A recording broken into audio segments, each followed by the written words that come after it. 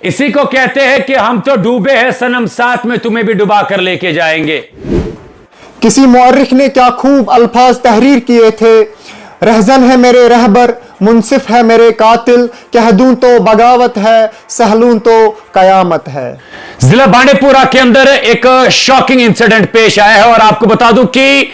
एक उस्ताद जो सरकारी स्कूल में बच्चों को पढ़ाता था और शायद इस सरकारी स्कूल के उस्ताद की जो तनख्वाह थी वो शायद इसे कम मिल रही थी, जिसकी वजह से इसने इस सरकारी स्कूल में बच्चों को मिलने वाला जो राशन या यूं कह सकते कि मिड डे मील जिसे कहते हैं, जिसमें बच्चों को खाना फराहम किया जाता था, इस सरकारी उस्ताद ने अपने दूसरे एक साथी के साथ में वही सरकारी राशन उस स्कूल से निकालकर बेचने की कोशिश की। क्या पता इससे पहले भी कई सारे ठेले जो है ये बेच चुका हो। और इस मरतबा जब जिला बांडीपुरा के अजस इलाके में पुलिस को इतला मिली कि जनाब एक सरकारी स्कूल में पढ़ाने वाला एक उस्ताद जो इस स्कूल में बच्चों को पढ़ाता था, वही इस सरकारी स्कूल में डाका डालने के बाद वहां से सरकारी राशन को निकालता है और वही ब्लैक मार्केट में बेच देता है। और इसी इंफॉर्मेशन के मिलने पर पुलिस स्टेशन सुंबल ने इस इंफॉर्मेशन का कॉग्नाइज लेते हुए पूरी तरीके से एक जाल बिछाया और जाल बिछाने के बाद देखा कि ये सरकारी स्कूल का उस्ताद या टीचर जिसको कहते हैं या कौम को बनाने वाले नेशन बिल्डर्स, उसे अपने एक साथी के साथ रंगे हाथों ये सरकारी राशन के थैलों के साथ में पकड़ा, जो थैले आप मेरे साथ में देख रहे हैं। अफसोस की बात तो यह है कि आप अंदाजा लगाइए कि जिस सरकारी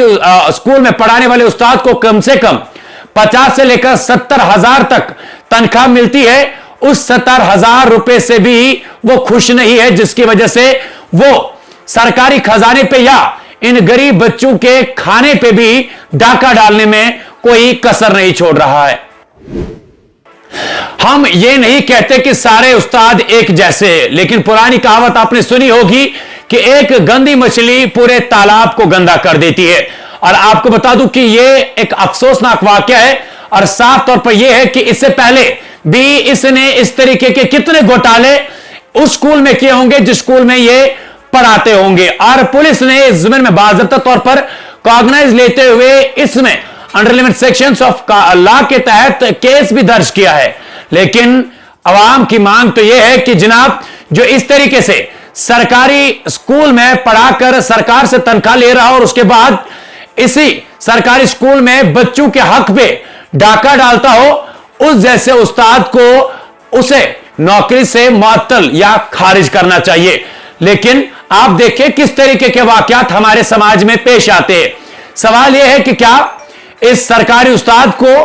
जो ये स्कूल में पढ़ाता था तनख्वाह कम मिल रही थी, या यह सरकारी स्कूल में पढ़ाने वाला टीचर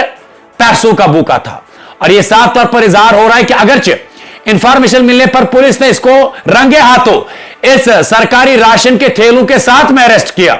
लेकिन सवाल यह कि इससे पहले कितनी मर्तबा इसने इन गरीब बच्चों के हक पे डाका डाला हो और उन गरीब बच्चों को यह रिटर्न में क्या दिखाता होगा वो आप भी जानते हो। और यह स्कूल में जो डाका डालने के ही इरादे से स्कूल में बच्चों को पढ़ाता होगा, यह किस तरीके की पढ़ाई बच्चों को फराहम करता होगा, क्योंकि इसकी नजर हमेशा किसी न किसी चीज पे रहती ही होती। फिलहाल इसे अपने साथी के साथ में अरेस्ट किया है। जो तस्वीर आप मेरे साथ में देख रहे हैं, हम जो डायरेक्टर स्कूल ऑफ एजुकेशन है या बाकी जो आला अधिकार है उनसे गुजारिश करते हैं कि इन मामलों में इस जैसे उस्ताद के खिलाफ सख्त से सख्त कानूनी कार्रवाई होनी चाहिए, ताकि आने वाले माशरे के अंदर या समाज के अंदर बाकी उस्ताद या बाकी कोई ऐसा शख्स इस तरह की गलती ना करे। सरकार ने तो एक खुशाइन कदम उठाया था कि इन सरकारी स्कूल में जो गरीब बच्चे पढ़ने आते हैं उनको वहां पर खाना भी फराहम किया जाए, लेकिन अब ऐसा लगता है कि सरकार को चाहिए कि हर एक जगह पर बाज़ाब्ता तौर पर इस सरकारी राशन का ऑडिट कराया जाए, बाज़ाब्ता तौर पर हिसाब रखा जाए और देखा जाए कि कहां कहां पे बच्चों को खाना फराहम किया जाता है। और कहीं ऐसा ना हो कि इस सरकारी खाने के नाम पर बच्चों को यूं कह सकते हैं कि उन्हें दिन में ही तारे दिखाकर उनके खाने पे या उनके इस रिज़्क के ऊपर या उनके इस खाने के ऊपर इसी तरीके के डाके डाले जा रहे हो।